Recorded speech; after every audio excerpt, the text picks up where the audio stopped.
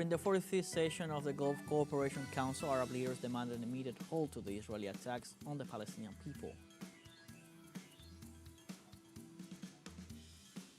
The Russian government warns that U.S. threats to impose tariffs for the exclusive use of the U.S. dollar will raise the Brics' will to trade with their domestic currencies. And in Venezuela, the demonstration called by the far-right opposition leader Maria Corina Machado failed after registering an evidently low attendance despite being strongly promoted by international media.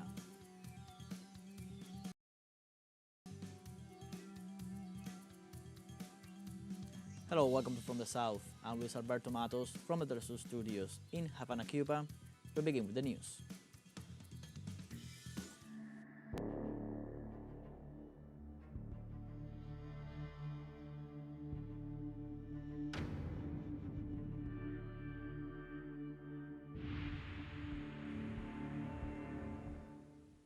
In Palestine, the Israeli occupation army continues with its indiscriminate attacks against the civilian population of the Gaza Strip, killing dozens of people during the last hours. Local media report that several casualties were recorded after fighter jets bombed a house in Jabalia camp north of Gaza. Another attack targeted a shelter school in the same area, leaving 8 civilians wounded. On Sunday night, another 10 people were killed after the bombing of a house in Beit Lahia. The genocide perpetrated by Israel continues despite UN Security Council resolutions for an immediate ceasefire and International Court of Justice directives urging measures to prevent genocide and to relieve the appalling humanitarian situation in Gaza.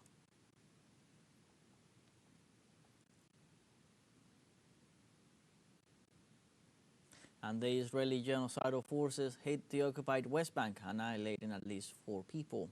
Israeli forces launched a drone on Sirtown near Jenin on Sunday, bringing about the 4 deaths. In this regard, the Palestinian Health Ministry detailed that the fatal victims were aged from 23 to 35 years old.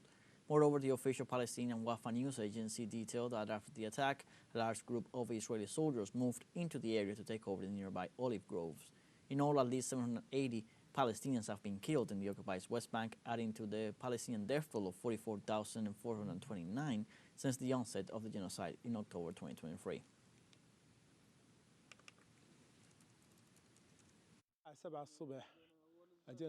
In the morning, the planes came and started bombing this rugged area in which we are located. Shortly after that, the army stormed the entire area. They declared it a closed military zone.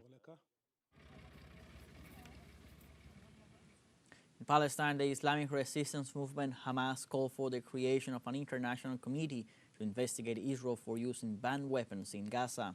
In a statement, the movement highlighted the horrifying testimonies of citizens and doctors in the north of the coastal enclave, which has been suffering from a massive operation by Israeli forces for almost 2 months, citing cases of attacks with munitions that caused the vaporization of bodies, said to be a sign of the use of prohibited weapons. In this regard, Hamas called on the international community, especially the United Nations, to form a working group to analyze the issue on the ground and address the widespread violations of international law committed against unarmed civilians.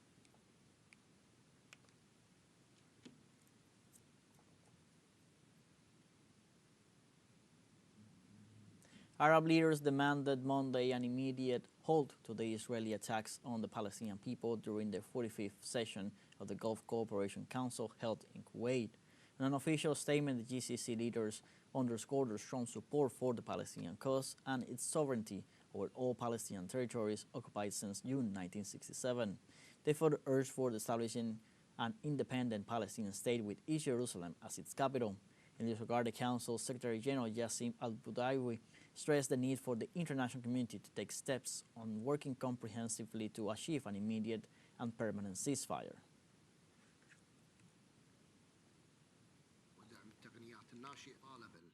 The Supreme Council called for an end to the killings and collective punishment in Gaza, the displacement of the population, and the destruction of civilian facilities and infrastructure, including health facilities, schools, and places of worship, in clear violation of international law and international humanitarian law. The Council urged for meddling in to safeguard civilians, stop the war, and sponsor serious negotiations to reach sustainable solutions. Likewise, the leader of the Gulf Cooperation Council condemned the constant Israeli aggressions toward Lebanon. The leaders of the GCC countries condemned the ongoing Israeli aggression toward Lebanon and warned against the aftermaths of keeping up and broadening the conflict, which will lead to dire consequences for the regional peoples and international peace and security. In addition, the Secretary General praised the temporary ceasefire agreement in Lebanon, expressing his will for this to be a step closer to the end of the conflict.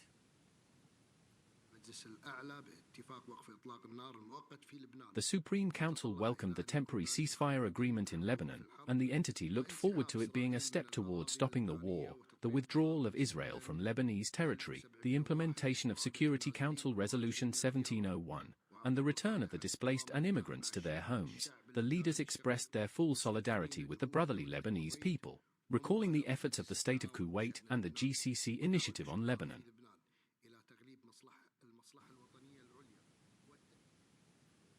And now we have a short break coming up. We'll be right back.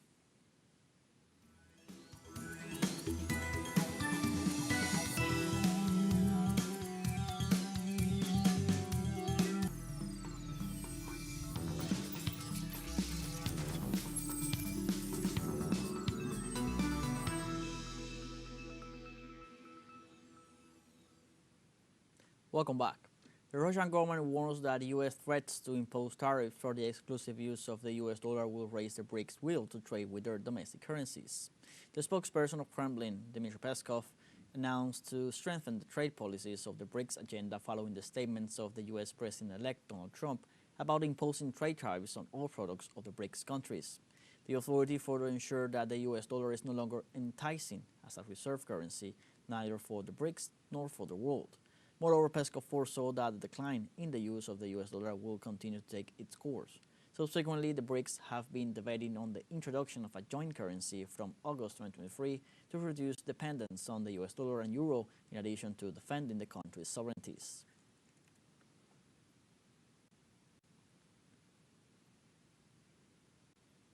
The ruling Social Democratic Party will have won Romania's parliamentary elections with 26% of the votes, according to the initial exit polls after voting stations closed.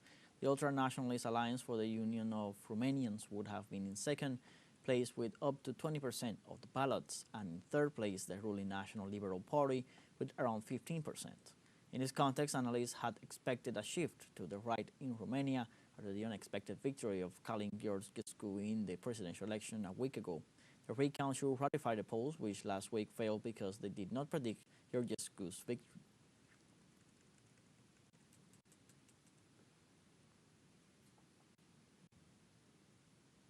And the opposition Social Democratic Alliance has won the early legislative elections in Iceland and could form a government, but it would need the support of two other political forces, according to the final tally released by the Electoral Authority. With all the votes counted, the Social Democrats have obtained 20.8%, ahead of the Conservative Independence Party of the Prime Minister Bjarni Benediktsson with 19.4%, and the Liberal Reform, another opposition force, with 15.8%.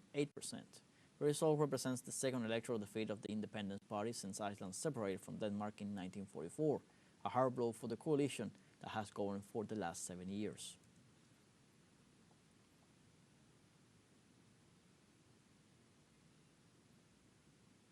And the Eastern Route pipeline connecting China to Russia initiated its operations on Monday, so experts inform it will be able to transport up to 38 billion cubic meters of natural gas per year. The project has a single pipeline of over 5,000 kilometers. Consequently, it is considered the largest gas pipeline in the country, as it extends from the Heihe town to Shanghai. Furthermore, the supply will meet the annual gas needs of over 450 million people in 9 provinces and regions. In addition to its importance for China, the Chinese-Russian gas pipeline showcases the growing energy collaboration with Russia and the strengthening of its exports to Asia after the Western sanctions due to the conflict in Ukraine.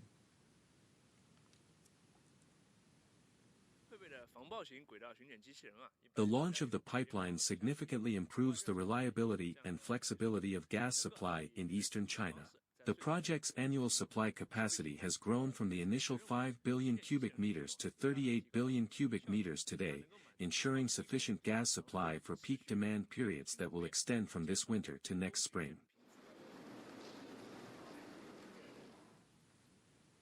And South Africa assumed on Sunday the rotating presidency of the G20 under the theme Solidarity, Equality and Sustainability until November 31st, 2025. South African President Cyril Ramaphosa said that during this term he will address inequality, which is a major threat to global economic growth. In addition, Ramaphosa expressed his intention to continue the trend set during the Brazilian administration, which focused on social issues, the reform of international institutions and climate crisis. The recent inclusion of the African Union as a permanent member of the G20 has raised expectations and is seen as an opportunity to defend the continent's interests in this international forum.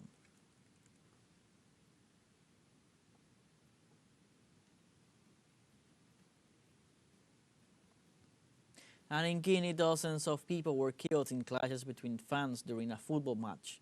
Authorities informed that dissatisfaction with the referee's decisions favoring the home team prompted visitors to initiate violent actions and clashes with the police. As a result, the security teams fired tear gas in order to contain the angry mob and to disperse the crowd. In this context, so far there have been no official reports on the number of casualties.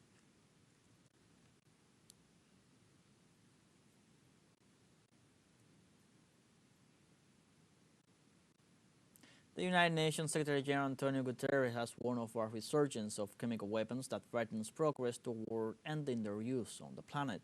On the World Day of Remembrance for all victims of chemical weapons, the organization's chief urged the global community to speak with one voice and reaffirm its commitment to the elimination of chemical weapons.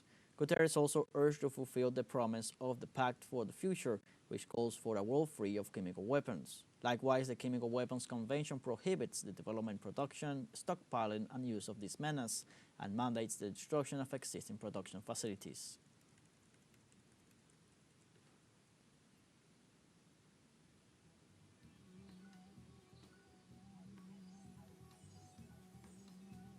We now have a second short break coming up, but before we invite you to visit our YouTube channel at teleSUR English. There you'll be able to rewatch our interviews, top stories, special broadcastings, and more. Hit the subscribe button and activate the notification bell to stay up to date on the world's most recent events. Final short break, don't go away.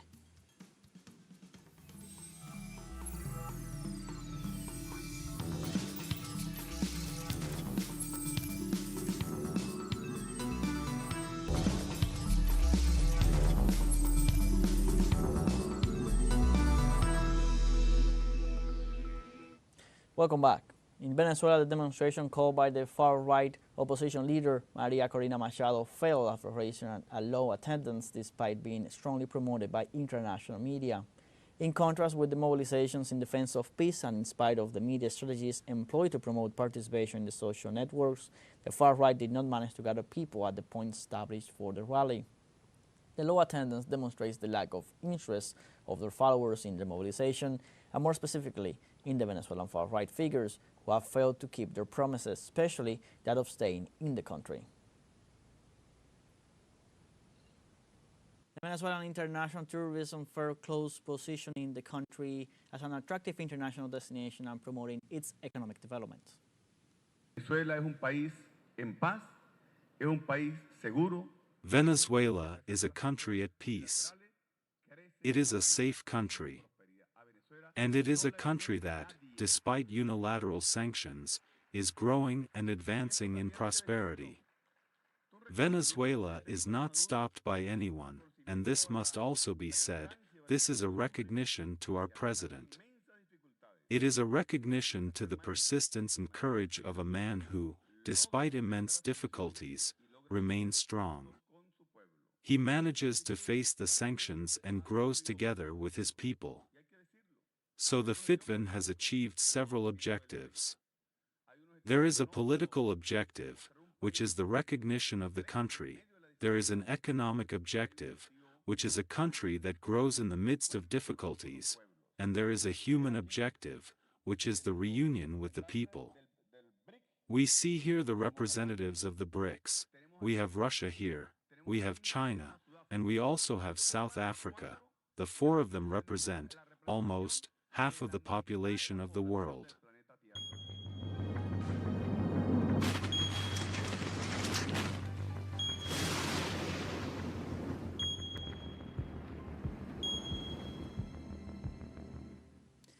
Negotiations in South Korea on a treaty to tackle the global plastic pollution crisis failed to reach an agreement, and they will continue next year.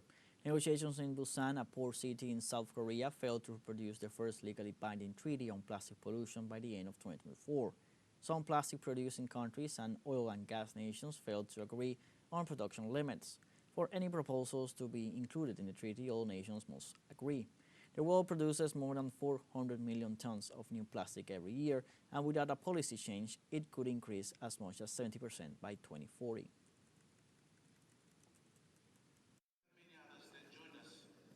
We have made significant progress in Busan in our collective effort to address plastic pollution, including its impact on the marine environment. However, our work is far from complete, and we must remain pragmatic as we continue collaborating toward our shared goal.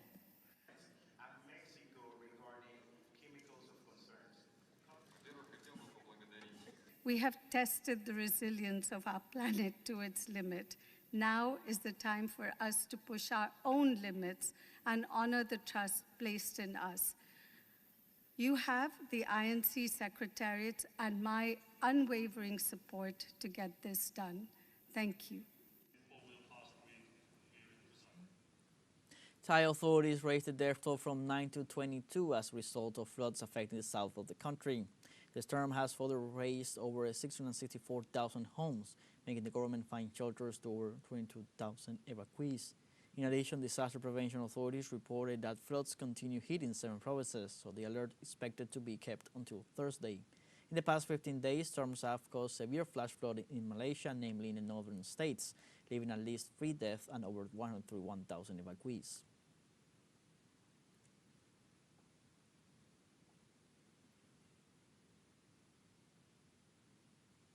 And torrential rains flooded homes, businesses and roads on Sunday on the Greek island of Rhodes as Storm Bora lashes the country for a second day.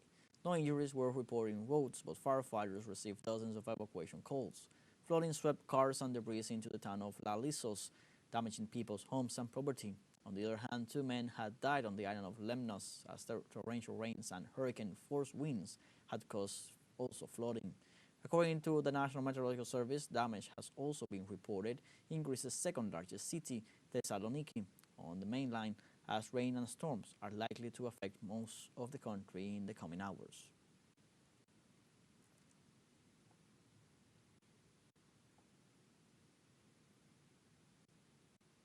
In the United States, the first major snowfall of the season is blanketing cities in upstate New York and northwestern Pennsylvania as the hectic holiday travel and shopping weekend comes to an end. Pennsylvania Governor Josh Shapiro signed a disaster emergency proclamation on Saturday and said that parts of Erie County in the northwest received nearly 2 feet of snow, with more expected to fall through Monday night. According to authorities, Pennsylvania State Police responded to nearly 200 incidents during the 24-hour period from 6 a.m. Friday to 6 a.m. Saturday. Numbing cold and heavy snow could persist into next week and cause hazards in the Great Lakes, Plains, and Midwest regions.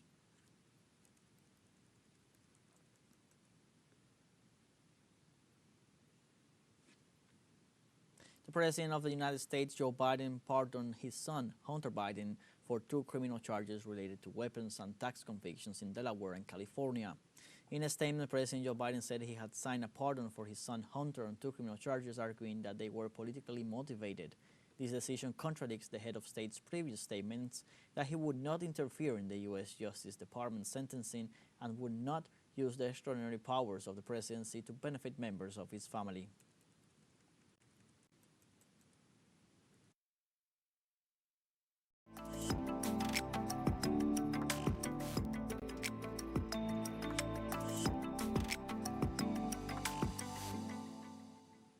More than 50,000 people gathered in Cape Town, South Africa, as a festive light switch on event officially began on the first day of December. The theme for this year's event was Cape Town, People of Hope, and crowds gathered in the heart of the city for the annual festive light switch on. With a history spanning over 5 decades, the city of Cape Town has been illuminated some of its streets with themed lights to usher in the festive season. Festive light switch on has become a beloved tradition, with thousands of families gathering to witness the magical transformation of the city streets into a display of twinkling lights and colorful decorations.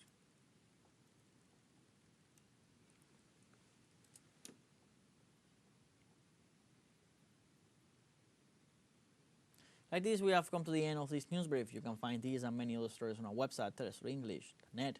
So join us on social media, Facebook, X, Instagram, Telegram, and TikTok. For TeleSUR English, I'm Luis Alberto Matos. Thanks for watching.